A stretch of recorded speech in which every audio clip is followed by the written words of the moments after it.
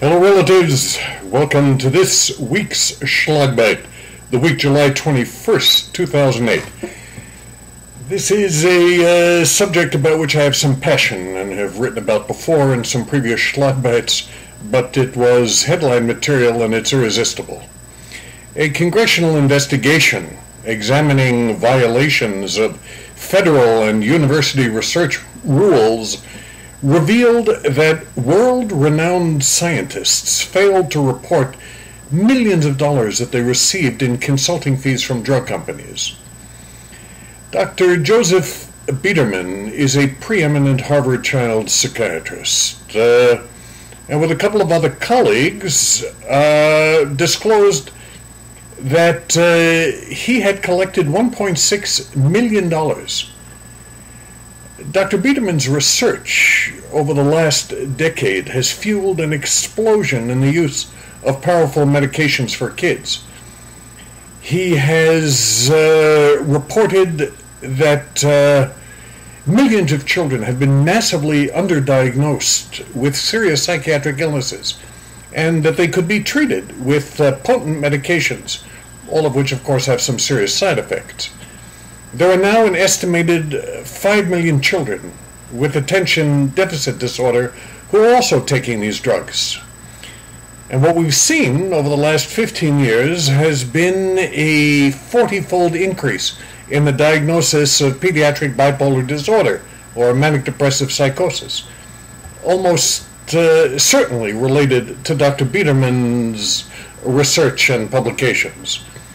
The Diagnostic and Statistical Manual for Mental Disorders, DSM-4, is the psychiatric Bible for disease diagnosis and for psychiatric treatments, including drugs, as well as legitimizing what insurance companies can reimburse. So, there's something in it for psychiatrists to have diseases which are reimbursable in terms of psychotherapy costs. But what happens is that the medical experts who write the DSM, close to 107 of them, over the last 20 years, 56% of them have financial ties to the pharmaceutical industry. So now the secret is public. The world's psychiatric experts are financially compensated to support drug use for what they define as psychopathology. And the result of their work brings multi-millions in research grants to their universities and, of course, feathers their own pockets. Harvard, where Biederman works, says it can't be expected to monitor and verify their staff's voluntary disclosures. The researchers all predictably say that receipt of this kind of money does not influence their results. But it's clear the drug manufacturers support researchers whose results will encourage drug sales. It's what they're in business for. And together, Big Pharma and psychiatric researchers have convinced the public that unacceptable behaviors are actually diseases that can, of course, be cured by drugs. And this is why 25% of all Americans are diagnosed with a DSM-4 psychiatric disorder. It makes us number one in the world for mental illness. As consumers, we are buying into this crap, into these definitions and recommendations.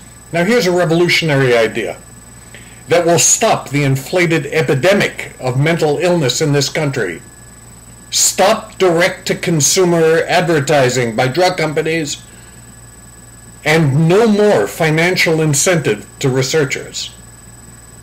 That's what I'm thinking this week. Let me know what you're thinking. Keep in touch.